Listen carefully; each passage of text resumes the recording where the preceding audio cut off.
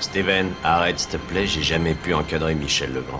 Salut Ciné, votre rendez-vous avec le cinéma qui boucle ici la boucle entamée il y a désormais 4 ans, il y a 180 épisodes de cela lorsque nous avons eu l'idée saugrenue de tenter de parler sereinement de la nouvelle trilogie Star Wars à l'occasion de la sortie de l'épisode 7 aujourd'hui. Alors que se clôt ce chapitre qui nous aura laissé au mieux indifférents, au pire très agacés, avec la sortie en salle de l'épisode 9, nous allons une nouvelle fois tenter de donner raison à tous ceux qui considèrent que nous avons perdu nos âmes d'enfants et que nous n'aimons jamais rien. C'est notre petit cadeau annuel de Noël à nous. Et pour ce faire, ils sont venus en nombre puisqu'autour de la table, ils sont 6, Daniel Andreev, Rafik Djoumi, Julien Dupuis, David Honora, Stéphane Moïsaïkis et Perrine Kenson, tous réunis pour parler donc de cet épisode 9 de Star Wars, c'est nos ciné épisode 213 et c'est parti. Tu fais un amalgame entre la coquetterie et la classe, tu es fou. Enfin, si ça te plaît. Oui, je vous ai pas dit bonjour. On peut plus dire bonjour. Parce que, mais non, mais parce que c'est pas ça. Mais Bonjour Thomas. Vous êtes hyper nombreux. Bonjour Thomas, ouais, moi je suis poli moi. Bonjour. Ok, et donc du coup c'est pour éviter que ça prenne 2 heures. L'ascension de Skywalker, The Rise of Skywalker, fermez vos gueules pendant l'intro. C'est le nom de cet épisode 9 qui reprend donc les choses à peu près là où le 8 les avait laissés. Luke n'est plus, Kylo Ren alias Adam Driver est désormais suprême leader du Premier Ordre, toujours aux prises avec la rébellion, toujours déterminé à rallier à lui Rey, incarné, on le rappelle, par Daisy Ridley. Petite complication supplémentaire, le retour inattendu d'un autre vétéran de la saga originelle qu'on pensait pourtant mort, cramé, détruit, disparu, l'empereur Palpatine. Long have I waited. And now, you're coming together.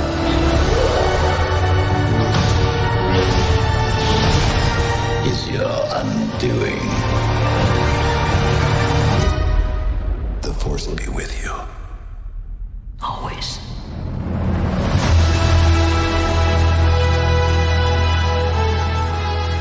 Et derrière la caméra, c'est un autre grand retour, celui de J.J. Abrams qui avait passé la main pour le précédent à Rian Johnson, on s'en souvient. Au casting, outre les 2 précités, on retrouve les habitués d'hier et d'aujourd'hui. Oscar Isaac, John Boyega, Feu Carrie Fisher, Mark Hamill et même ce brave Ian McDiarmid, je sais pas comment on dit, qui rempile donc en Palpatine. Bref, ce savant mélange de faux neufs et de vrais vieux qui fait toute la saveur de cette trilogie. Qui se lance ? Qui va commencer ? Qui va oser ? Est-ce que les règles en vigueur m'interdisent de donner la parole à Julien Dupuis. En premier. La sirène à spoiler. Exact. Ah oui, j'ai pas pris la sirène à spoiler, mais la sirène à spoiler se déclenche à tout moment. Ouais, elle est évidente, On spoilera. Donc je vais peut-être faire un petit disclaimer. Jusqu'à la dernière ligne. La dernière ligne de ce générique. film sera spoilée au cours de cet épisode qui je n'en doute pas, restera dans les mémoires. Rafik Djoumi. Bonsoir Rafik. La vieille personne. Qui a vu l'homme qui avait vu l'original en 77 alors qu'il avait déjà 44 ans. Exactement. Écoute, comme tu le sais... Parle dans le micro, Rafik, je sais que tu ne vois plus très bien, mais... Toujours mettre à l'aise. Je suis votre Carrie Fisher autour de cette table. Comme tu le sais, au fil des décennies, mon intérêt pour la saga n'a fait que décroître misérablement. Mais à chaque fois, je pensais qu'avec l'épisode 7, j'avais atteint un palier limite, puisque en fait, à la sortie de la salle, j'étais pressé de rentrer chez moi pour regarder une série que j'attendais, et j'ai oublié le film sur le trajet du retour. Là, sur celui-ci, c'est la première fois donc de ma vie où j'ai envie de partir, littéralement de sortir. Au bout d'une demi-heure, j'en pouvais plus. Les 30 premières minutes sont absolument exténuantes, non-sensiques, mal fichues, et je me disais, c'est pas possible, j'en suis pas arrivé à ce point-là, quoi. Avoir perdu mon âme d'enfant, c'est une chose, mais là, je suis en train de perdre mon âme de spectateur. C'est mes réflexes basiques de préservation, en fait. Je sais pas si on peut déjà d'emblée parler de cette ouverture du film, mais on te plonge, en fait, dans une espèce de course-poursuite à la recherche d'un MacGuffin dont d'emblée tu n'as rien à faire parce que tu sais même pas encore à quoi il correspond, tout en essayant de résoudre les problématiques qui ont été posées par l'infamant épisode précédent qui apparemment a posé beaucoup de problèmes à la production puisqu'elle voulait donc corriger, on va dire, le tir de ce qu'avait été le dernier Jedi. Et donc en un quart d'heure, on essaie de nettoyer tout ça et pour relancer sur un nouvel enjeu. Et ça se fait donc dans une course-poursuite où on va tout mélanger, où on va absolument pas te laisser le temps de te poser, de savoir à qui t'as affaire, qu'est-ce qui se passe, qu'est-ce que je regarde. La durée des plans est incroyablement brève. Ils ont tellement pas confiance en ce qu'ils font qu'ils vont jusqu'à inventer un nouveau concept qui est l'hyperespace par ricochet, qui te fait arriver comme ça sur une planète, hop, tu le vois 3 secondes et après boum, tu passes sur une autre planète, et hop, encore 3 secondes, etc. Enfin, mais qu'est-ce que je suis en train de voir, quoi. Donc voilà, c'est déjà noter que au bout si vous arrivez à passer une demi-heure, vous faites déjà partie des gens qu'on considérera comme conquis par ce nouveau film, quoi.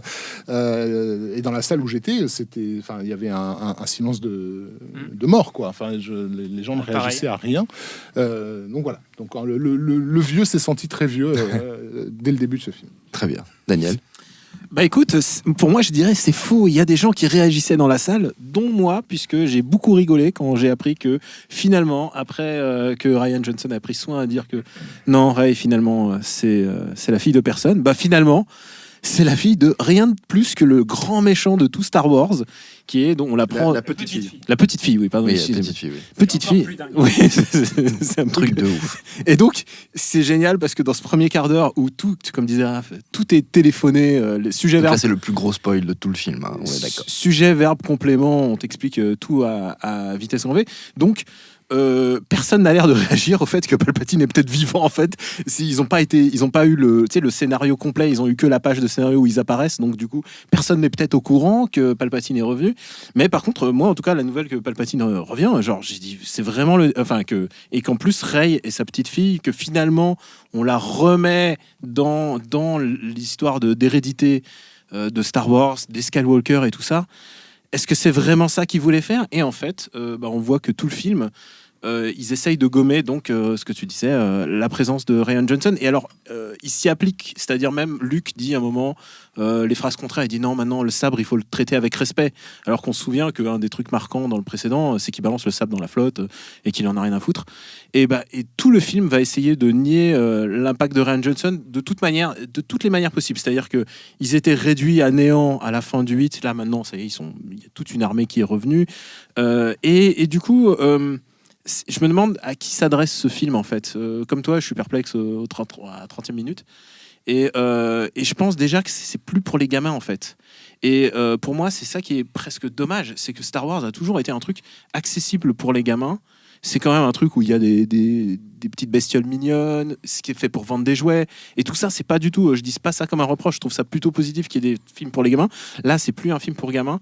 J'ai eu l'impression, au début, que c'était un film pour les gens qui disaient Rian Johnson au bûcher. Et tous ces mecs-là, pour leur donner un peu raison. C'est-à-dire que, OK, en fait, on a brûlé vos icônes. Non, on va revenir là-dessus. On va refaire en sorte que on va remettre Skywalker, on va remettre dans l'ordre dans tout ça. Et j'en veux pour preuve qu'il ressorte Lando Calrissian, qui est content d'être là.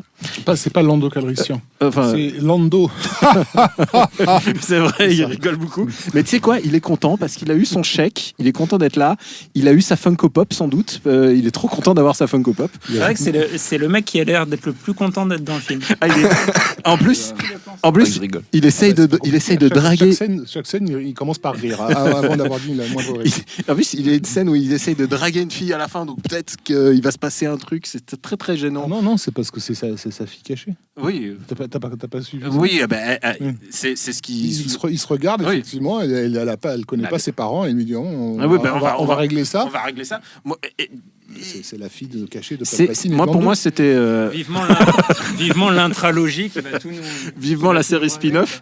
Et aussi une pensée pour Kelly Marie Tran, qui était quand même un personnage important. Alors évidemment, il y a des gens qui n'ont pas aimé son rôle dans le 8 et tout ça, et qui lui ont fait savoir par les réseaux sociaux et qui lui ont envoyé des menaces de mort et tout ça. Sympa. Et du coup, J.J. Abrams. Donc J.J. Abrams, il s'est dit, on peut pas la virer, mais du coup, elle va donner le café pendant 4 minutes pendant le film, ce qui est presque plus insultant encore que d'avoir tué son personnage comme le général Akbar dans le 8. C'est d'ailleurs le seul qui revient pas, j'ai envie de dire. C'est Double humiliation. C'est bizarre. Enfin, du coup, est-ce que j'ai trouvé que ce film était cynique? Oui. Est-ce que c'était du J.J. Abrams? Oui, parce que J.J. Abrams, il a toujours cette obsession du MacGuffin. Déjà dans Mission Impossible, c'était un MacGuffin qu'on connaît pas. Là, c'est un truc qui nous balade d'une partie de l'espace à une autre partie de l'espace. C'est pas très intéressant. Et je suis sûr qu'on va encore trouver plein d'autres sujets, mais je vais écouter mes camarades. Stéphane. Tu veux que Stéphane parle. Allez, Stéphane, vas-y. Et à un moment, Perrine, je suis désolé, à un moment, il va falloir que je te donne la parole. Parce que toi, t'as quand même plutôt bien aimé. Alors moi le et on passe une très bonne soirée, Perrine. Le plus gros problème que j'ai avec le 7, c'est que je trouve que on parle du 9 là. Ouais, je sais, non, mais c'est un film extraordinairement indigent à tout point.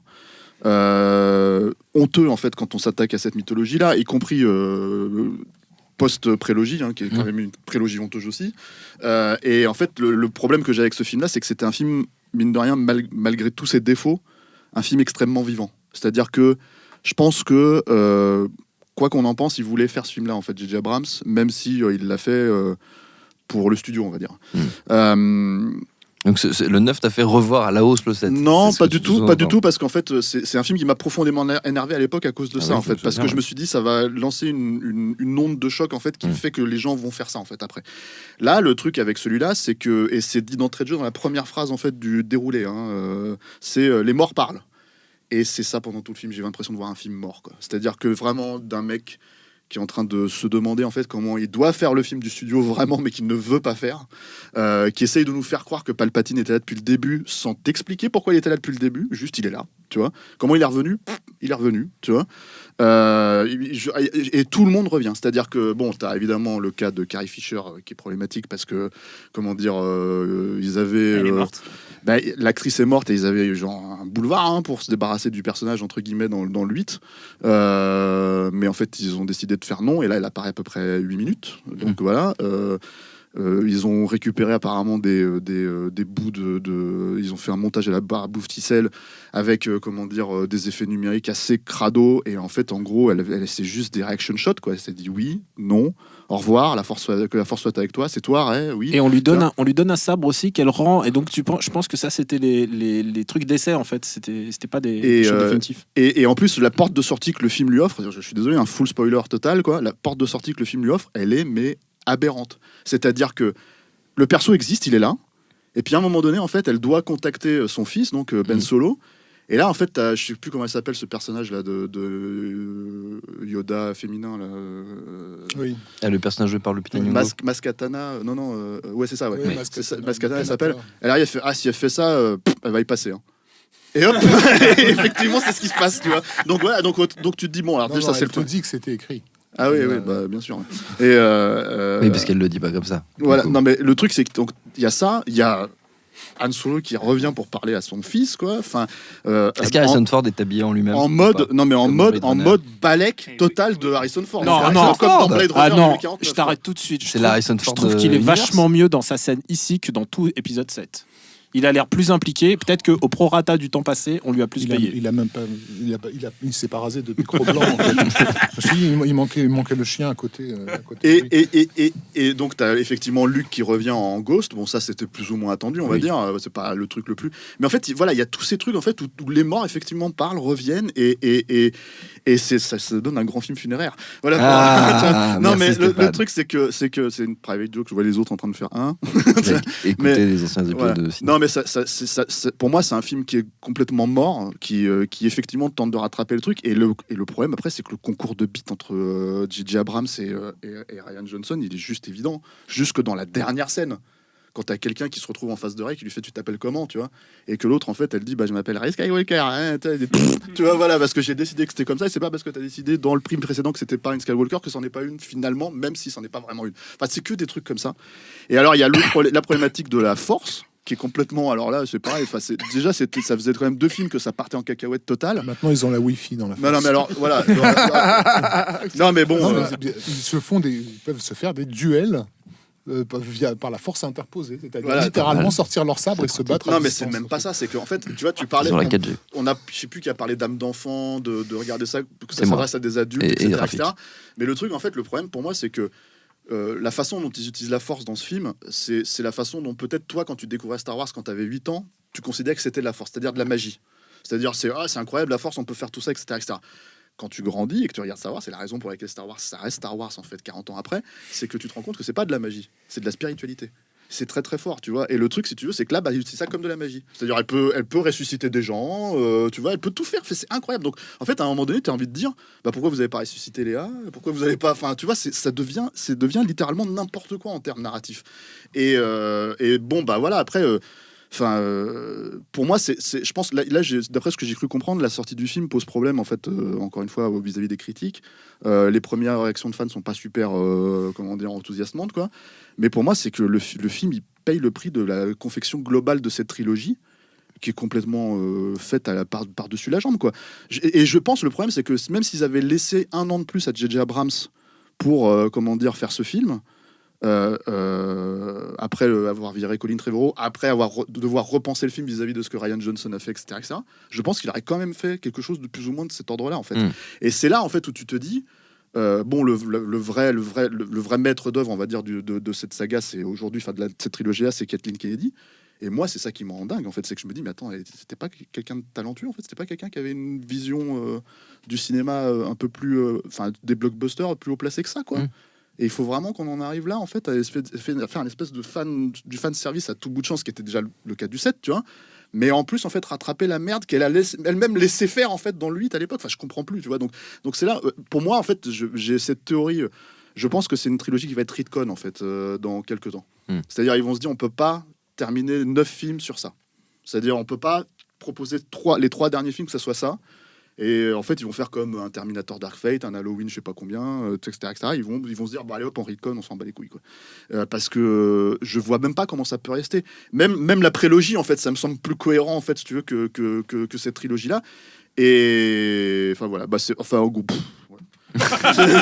C'est de la merde, mais c'est de la merde, mais c'est même plus de la merde qui t'énerve. C'est juste en fait que t'es en train de regarder un truc où tu te dis, mais vous avez tous lâché l'affaire, en fait, c'est pas possible, quoi. Bon, Perrine, je suis désolé, mais il va falloir que je te donne la parole. On a envie de savoir. Voilà. Alors, vous êtes gentil, vous criez pas sur Perrine. Non, mais il n'y a pas à crier ou pas crier. C'est-à-dire que les reproches que j'entends depuis tout à l'heure sur le film, ils sont absolument justifiés en soi. C'est-à-dire qu'en effet, la façon dont J.J. Abrams, mais c'est pas que lui, parce qu'on a tendance à vouloir pointer du doigt J.J. Abrams ou Rian Johnson de l'autre côté, mais c'est toute une équipe derrière eux. J'ai du mal à croire que ce soit Rian Johnson de son côté qui a fait un truc et l'autre qui a fait de son côté un truc. Ça, c'est complètement oublier toute la logique du studio. Mais l'idée qu'en effet, il y a cette réécriture du 8 sous prétexte de « Ah oui, on s'est fait engueuler, bon, on va rattraper le coche », c'est vrai que c'est assez désagréable à regarder dans le film. On se dit « Ça va, assumez 2 secondes vos trucs. Si vous l'avez fait, c'est que vous pensiez que c'était bien à un moment donné. » Donc ça, c'est vrai que cette réécriture-là, elle est un petit peu casse-pied. Il y a vraiment des trous de scénar à des moments un petit peu agaçants. Et je suis tout à fait d'accord sur l'idée que la force, avant toute chose, c'est de la spiritualité, c'est pas de la magie. Mais la spiritualité, c'est ça aussi. C'est-à-dire qu'à un moment donné, c'est de croire à certaines choses. Et Jésus ressuscite les morts, quoi. Donc potentiellement, il l'a fait avec Lazare, mais il l'a pas fait avec tout le monde. Donc on peut se dire pourquoi pas cette idée de choisir ou pas qui on ressuscite. Mais c'est vrai que c'est un film pour moi qui a un souci de base, c'est qu'il doit arriver en conclusion d'une immense saga. Il doit arriver en conclusion de tout ça. Il doit arriver aussi en conclusion d'une trilogie que personne n'avait demandé vraiment en réalité. Ils se sont dit tiens, on rachète Lucasfilm, on va refaire une trilogie Star Wars. Au fond, personne n'en avait besoin de refaire une trilogie Star Wars, mais elle est là, donc au bout d'un moment il fallait la conclure. Et le film subit quelque chose qui est aussi très actuel. J'ai envie de prendre pour exemple la dernière saison de Game of Thrones, c'est-à-dire cette idée qu'il y a une telle attente, il y a une telle ampleur, il y a tout le monde qui s'est accaparé Star Wars. Littéralement, c'est un peu comme la Coupe du Monde où chaque personne dans un bar devient sélectionneur. Et ben c'est un peu pareil. Tout le monde est scénariste ou réalisateur de Star Wars. Donc l'idée, c'est que au bout du compte, personne ne peut être satisfait. Littéralement plus. C'est quelque chose qui dépasse totalement le film lui-même ou le projet lui-même ou l'industrie elle-même. C'est-à-dire que là, d'un seul coup, il y a tellement d'affect sur Star Wars, tellement d'affect que personne ne peut être content en regardant ce film-là. Littéralement personne. Et je pense que c'est un peu ce que dit J.J. Abrams, en fait. Et on le voit notamment dans son choix de casting à plusieurs moments dans le film. C'est-à-dire que notamment, il y a un personnage masqué une ancienne flamme de Poe Dameron qui est jouée par Kerry Russell. On a des gens, quelqu'un qu'on a vu dans Lost, un acteur de Lost, on a un acteur de Alias, on a des acteurs en fait qui sont de la galaxie J.J. Abrams, et donc c'est un peu sa famille. Et il est en train d'expliquer un petit peu, voilà, moi j'ai ma vision, j'ai mon truc un petit peu, j'ai ma relation très personnelle, très familiale, très à moi de Star Wars, et voilà ce que j'en fais. Forcément, ça vous plaira pas parce que vous n'êtes pas dans ma famille, vous n'êtes pas dans tout ça, et c'est ma vision.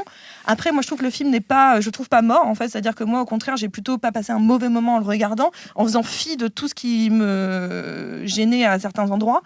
J'ai pas passé un mauvais moment, j'étais contente, c'est une espèce d'au revoir général à tout le monde, on est content, c'est comme à la parade à Mickey, on fait le coucou à tout le monde. Voilà, après, au bout d'un moment, en effet, les morts meurent jamais, mais ça, c'est un problème du blockbuster des années 2010, c'est-à-dire littéralement, personne ne meurt jamais, et ça, c'est vraiment problématique, ce que n'était pas pour le coup Game of Thrones, mais... Là, c'est tout le monde meurt tout le temps. Là, tout le monde meurt tout le temps. Mais là, en effet, dans les blockbusters depuis le début des années 2010, personne ne meurt. Donc, on a encore ce même problème. Mais finalement, il est tout à fait dans son époque. C'est pas une qualité, c'est pas un défaut de dire ça. C'est juste que c'est une réalité.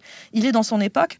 Après, moi, je trouve que le film, j'ai pas, encore une fois, pas passé un sale moment à le regarder. Et je trouve que, par exemple, la relation Kylo Ren, enfin Ben Solo et Rey, et sûrement l'une des plus grandes réussites de ce film, qui est vraiment le chose le plus difficile à faire et qui n'est pas totalement ridicule à regarder, parce que notamment par le travail des deux acteurs. Donc moi je trouve que c'est pas une honte, c'est pas le film qu'on attendait, mais aucun film n'aurait su être le film qu'on attendait. Littéralement aucun.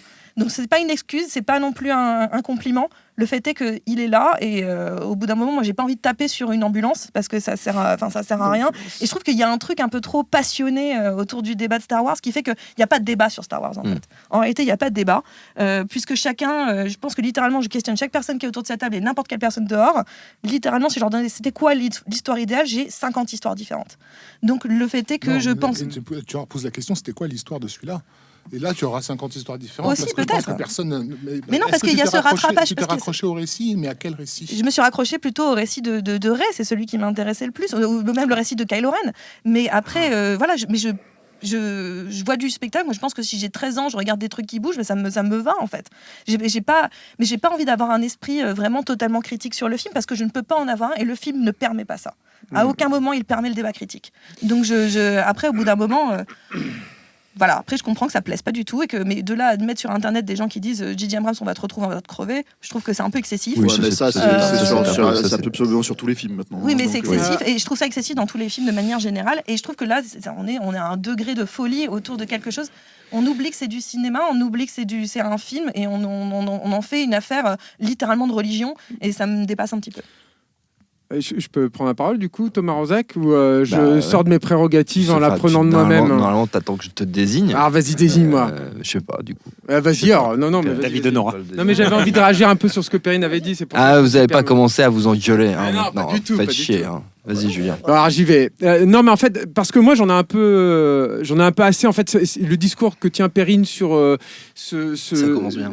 Non, mais ce truc sur Star Wars et a un statut particulier, donc il est absous d'une certaine grille de il est pas lecture. Absous, c'est juste que c'est impossible de discuter. C'est un truc qu'on me sort, mais depuis la prélogie. Moi, je suis suffisamment vieux pour avoir travaillé dans la presse depuis la sortie, en gros, même de La Menace Fantôme. Je faisais mes tout débuts, ce qui ne nous rajeunit pas.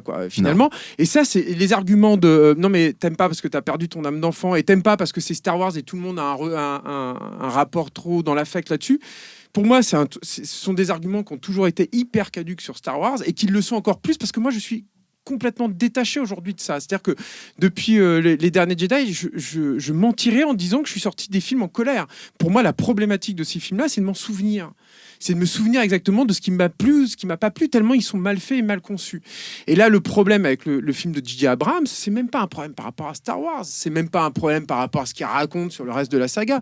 J'ai même envie de dire, c'est même pas un problème sur Rian Johnson. C'est embarrassant le truc avec Rian Johnson, moi je trouve. C'est complètement déplacé, ridicule. T'as l'impression de voir deux gamins en fait qui font des trucs. Tu te dis, mais on en est là. Enfin, les gars, c'est nul, c'est lamentable.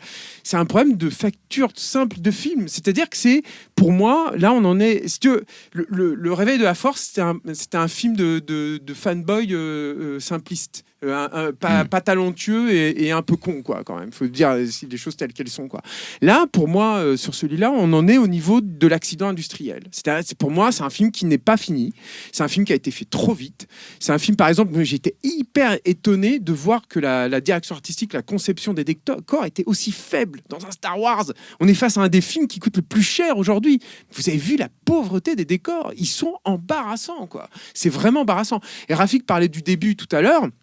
Pour moi, le début, c'est une note d'intention en fait sur ce que va être le reste du film. C'est-à-dire que c'est la première fois dans un Star Wars où tu te retrouves avec le texte qui défile sur les étoiles, tu descends, tu vois une scène qui ne correspond à rien, tu coupes et tu te retrouves avec une autre scène qui ne correspond plus à rien et tu ne sais pas où tu es et tu sais pas ce qui se passe et t'as Kylo Ren quand t'as dézingué des mecs et tout.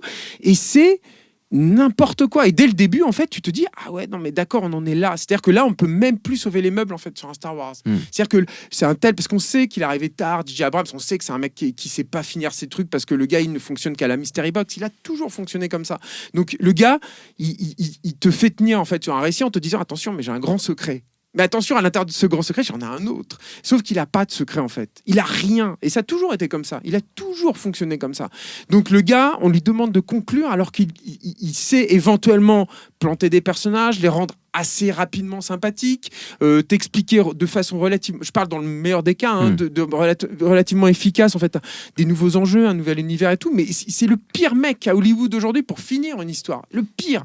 Et on lui demande de conclure ça, et en plus on ajoute dessus un argument marketing, parce que pour moi ça tient vraiment purement de l'argument marketing, qui est de conclure les 9 films, ce qui est pas vrai. Juste parce qu'il n'y a pas le Palpatine. Ouais, c'est tout. Parce qu'en fait, en faisant en sorte que les personnages en soient totalement conscients, parce qu'eux-mêmes n'arrêtent pas de le répéter. Voilà. C'est notre dernière chance, c'est le dernier espoir, tu es le dernier machin. Apparemment, ils ont reçu le script. Et du coup, tu te retrouves face à un film sans queue ni tête, avec des caméos qui arrivent là, mais ils auraient pu arriver ailleurs, c'est pas grave. Il n'y a pas vraiment de grosses scènes d'action, finalement. C'est-à-dire que la scène de poursuite à moto, qu'on nous a beaucoup vendue dans les trucs, elle est très courte. Elle sert pas à grand-chose. Tu vois pas beaucoup plus de choses que ce que tu as vu déjà dans les bandes annonces. La seule scène un petit peu développée, c'est un combat au sabre laser au milieu d'une tempête d'eau, que pas la pire scène d'ailleurs du film, mais sinon toutes les scènes finales, moi je serais incapable de vous expliquer les enjeux. C'est-à-dire qu'on me dit ouais, il faut détruire cette tour, ah non mais ils l'ont désactivée, mais il y a une autre tour là-bas, mais je savais même plus où les personnages ils allaient. À un moment ils débarquent sur un vaisseau, je me suis dit mais du coup ils peuvent respirer à cet endroit-là de la planète, mais ils sont pas au-dessus. Je sais pas qui pilote en fait les vaisseaux et la flotte monstrueuse qui sort de terre d'un seul coup. Tu te dis mais ça fonctionne comment en fait ces vaisseaux-là? Il y a quelle armée? Celui qui pilote, c'est le mec de Lost qui s'appelle Greg Grunberg, et il a fait tous les films. Il est content enfin, il a fait 7, il revient au 9, il est trop content d'être là. Tu parles chez les rebelles, là, moi je te parle chez les méchants en fait. Tu vois, je sais pas qui est cette armée qui sort de terre. Oui, et tu sais pas d'où ils viennent. Et je pense que je pense qu'on est arrivé à un stade où on est au pire en fait. C'est-à-dire que c'est un très mauvais film de fanboy quand même, parce qu'il y a encore un tout petit peu de ça dans ce que je peux déceler de ce film qui est, moi je suis d'accord avec Steph, c'est un film totalement mort, mais en plus mélangé, mixé avec en plus au-dessus un vrai gros film à problème américain, c'est-à-dire comme les Star Wars l'ont été depuis finalement quasiment le début. Je veux dire, le réveil de la Force aura été un peu plus les derniers Jedi, auront été finalement les 2 seuls films les moins à problème qui seront sortis en fait de toute cette vague. Mais on a eu que des films à problème parce que c'est Lucasfilm, parce que c'est Star Wars, que c'est compliqué, parce que je pense que Kathleen Kennedy, elle doit gérer 36 milliards de trucs, qu'il y a Bob Iger derrière, qu'il y a les parcs d'attractions, qu'ils ont des contingences dans tous les coins, etc. Et voilà, et c'est ni fait ni à faire. Et je terminerai là-dessus, sur le retour aussi de Carrie Fisher, qui J.J. Abrams s'est épanché en fait dans la presse sur sa noblesse dans la façon d'exploiter en fait Carrie Fisher, et le fait que ce soit finalement son dernier film, puisqu'ils ont récupéré des chutes de ce qui avait été tourné auparavant. Moi, je suis du niveau, pour moi, c'est du niveau de Ed Wood dans Plan 9 from Outer Space avec Bela Lugosi. Je pèse mes mots. C'est-à-dire que, bon, évidemment, je grossis un peu le trait pour faire rigoler. Ça fait pas trop rigoler. C'est pas grave. Non, mais voilà, mais c'est de ce niveau-là. C'est-à-dire que vous allez voir que c'est d'un amateurisme et d'un grossier très, très embarrassant dans un film qui l'est également. David? Oui, alors beaucoup de choses déjà ont été dites avec lesquelles je suis d'accord. 5h du matin. Mais ça fait 18 fois que je moi, en fait, je pense que c'est tous les éléments contextuels de la production du film sont pas du tout anodins. Et en fait, ce que vous avez un petit peu présenté comme une guéguerre entre Rian Johnson et J.J. Abrams, pour moi... un concours de beats. Un concours de beats, ouais. Je n'aurais pas utilisé cette expression, mais pour moi, c'est l'aveu de ce qui est absolument dramatique aujourd'hui à Hollywood, c'est le désarmement total des cinéastes. C'est-à-dire que et aussi le renoncement de Disney à tenir une position éditoriale sur ses films. Et le fait qu'après les retours qu'il y a eu notamment sur les réseaux sociaux autour de Star Wars 8, le fait de balayer d'un revers de main des choses qui ont été présentées dedans, le fait de mettre au placard le personnage de Rose, le fait de absolument pas rebondir sur la fin de l'épisode précédent avec les enfants qu'on voit s'éveiller à la Force, le fait de faire ça, c'est décider que le fait de raconter une histoire devient absolument secondaire dans la conception des films. Ce Star Wars 9 ne part pas de la volonté de raconter quelque chose, il part du fait qu'il y a une date à honorer dans le planning stratégique et marketing de Disney. C'est absolument dégueulasse. Ce film est une catastrophe de bout en bout. Et moi, j'avais encore des espoirs, même au niveau de l'épisode 7, où je me disais, en fait, je voyais quand même la valeur fétichiste du truc. Et effectivement, comme je crois Stéphane, tu l'as dit tout à l'heure, on pouvait ressentir le plaisir que J.J. Abrams avait. Alors, c'est pas ce que j'ai dit. Non, mais en tout cas, il s'emparait avec plaisir de quelque chose. Moi, je pense pour répondre à ce que tu disais tout à l'heure, Perrine, sur le fait de qu'est-ce qu'on aurait voulu que Star Wars soit ou pas, justement, c'est le fait qu'il y ait autant de réalisateurs et de scénaristes de Star Wars qu'il y a de spectateurs, c'est aussi la puissance absolue de cet univers. Mais les films n'ont pas besoin d'exister. Les films, on peut les faire dans notre tête. Donc, moi, ce que j'aurais voulu de cette trilogie, c'est qu'elle n'existe pas. Elle ne doit pas exister parce qu'ils n'ont rien à raconter. Ils doivent honorer des dates pour faire de la thune. C'est à aucun moment... Enfin, à partir du moment où tu te contredis d'un film à l'autre... Il y a d'autres blockbusters qui doivent honorer des dates impossibles et qui essayent malgré tout de c'est ça. Mais l'histoire d'Hollywood s'est construite là-dessus, David. Si on parle tous en même temps, du coup, on comprend. Évidemment. Sauf que tu ne peux...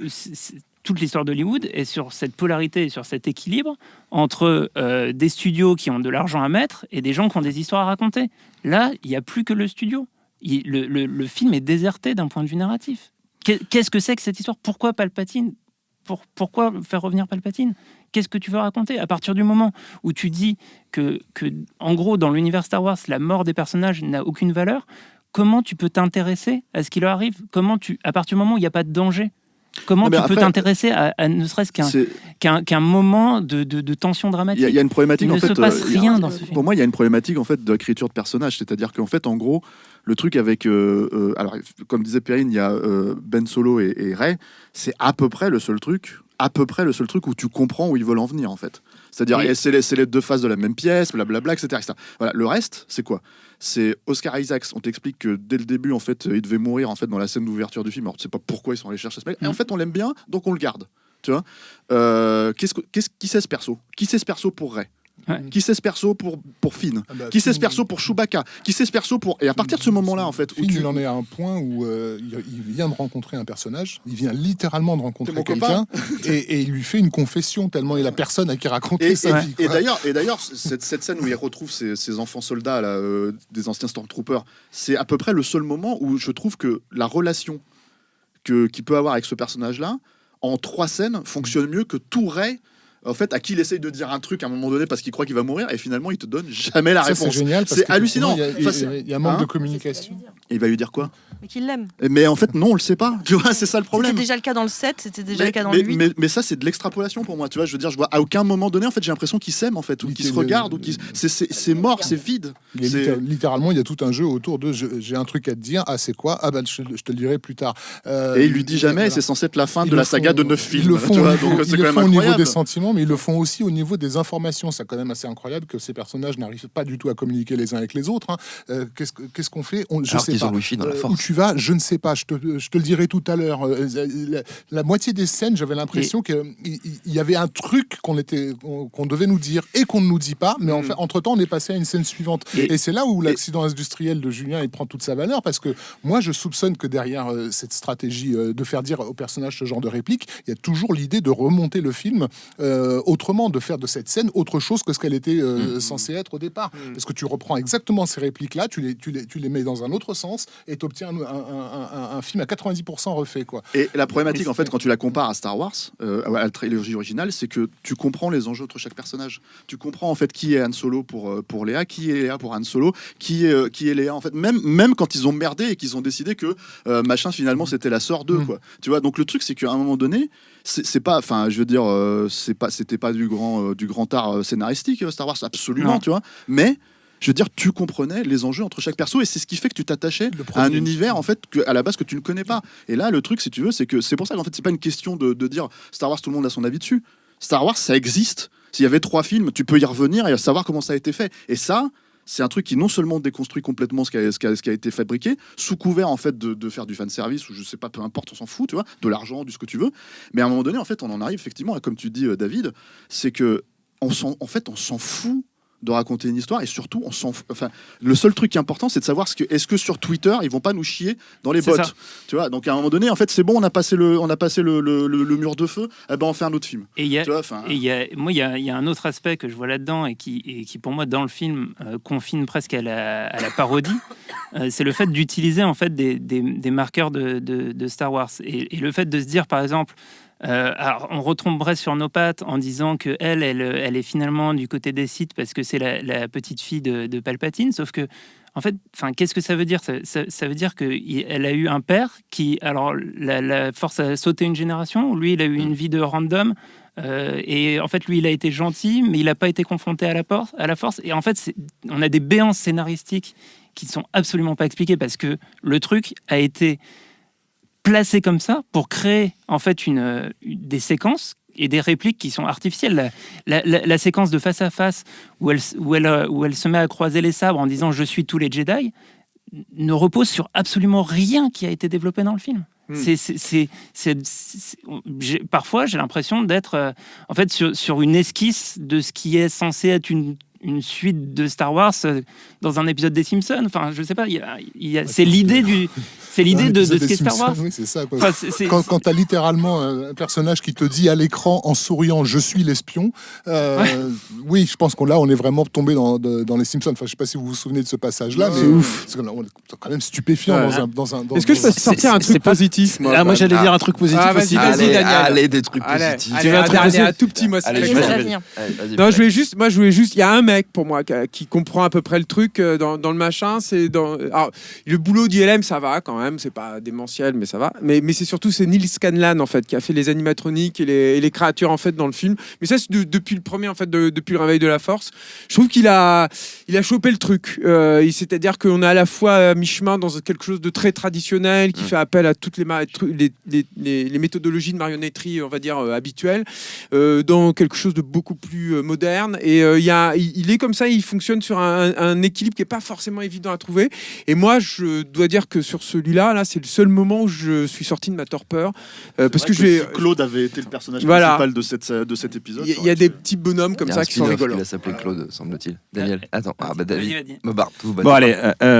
Et moi, je voudrais mettre un point positif. Perrine en a parlé un petit peu, mais c'est la relation évidemment entre les deux, mais c'est surtout le travail fait par Adam Driver, qui, il faut le dire, est un acteur exceptionnel, et vu les inepties qu'il doit dire dans ce film et parfois les naufrages émotionnels dans lesquels on le plonge, on se souvient, cette scène où il pète un ordinateur parce qu'il était vénère dans le set, enfin tu vois, et ce qu'il doit faire, le travail qu'il doit fournir, il est extraordinaire. Les seules scènes qui fonctionnent pour moi en tant qu'être humain et des relations entre les personnages et le fait ils sont une bande de personnes, on ne sait pas ce qui les assemble, et lui on comprend tous les tenants, on comprend un personnage le plus clair.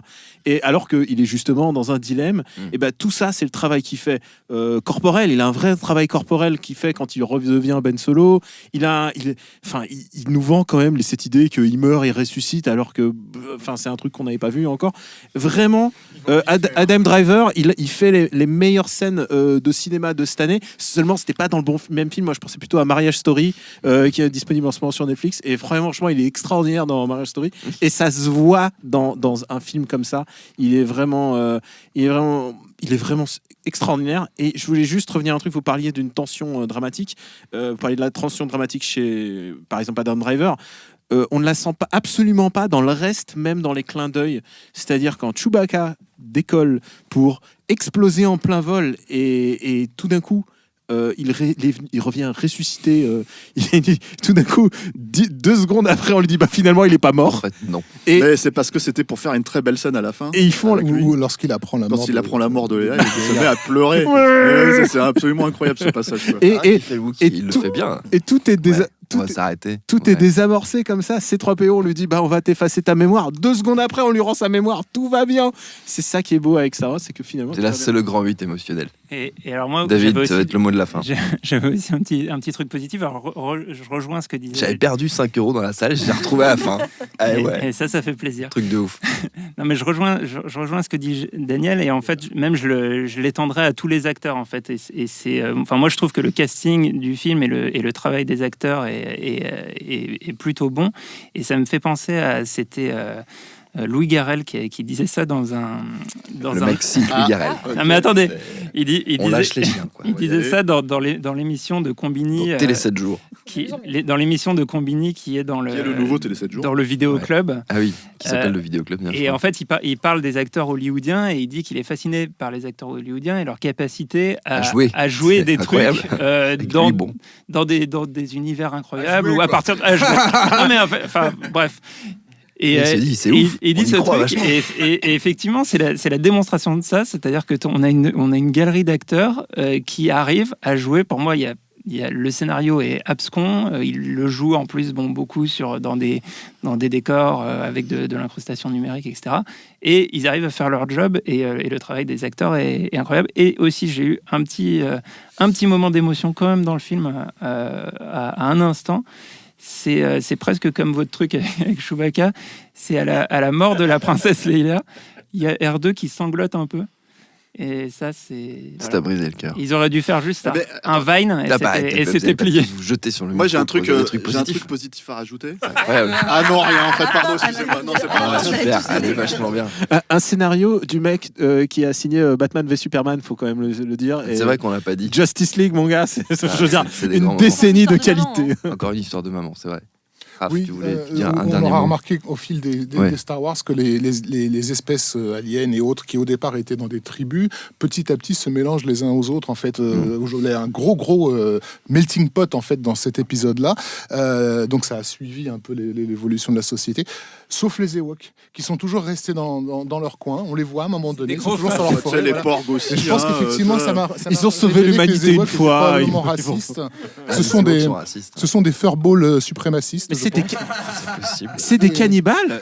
Ils ont failli tuer tout espoir de l'humanité en mangeant Luke, et c'est seulement par le pouvoir de la religion et la croyance en le fétiche doré que finalement l'humanité a été sauvée. Il existe, il paraît, des Ewoks skinhead radicalisés. C'est les pires.